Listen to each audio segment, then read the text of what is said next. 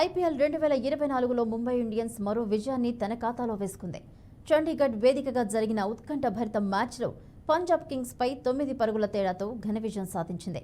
193 పరుగుల లక్ష్యంతో బ్యాటింగ్ ఆరంభించిన పంజాబ్ 183 పరుగులకు ఆలౌట్ అయింది. పంజాబ్ యువ బ్యాటర్ ఆశుతోష్ శర్మ అద్భుతంగా పోరాడినప్పటికీ కూడా విజయం ముంబైనే వరించింది. 77 పరుగులకే 6 వికెట్లు కోల్పోయిన స్థితిలో ఆశుతోష్ శర్మ తన జట్టు గెలుపు ముంగిటకు తీసుకొచ్చారు. 28 బంతుల్లో 61 పరుగులు బాదాడు. అందులో ఏకంగా 7 సిక్స్లున్నాయి. అయితే చివరిలో అతడు అవుట్ కావడంతో పంజాబ్కు ఓటమి తప్పలేదు. ముంబై బౌలర్లలో కొయిట్జీ, బుమ్రా, ఆకాష్ మధ్యలో 3 వికెట్లు తీయగా 1 వికెట్ రన్అట్ రూపంలో లభించింది.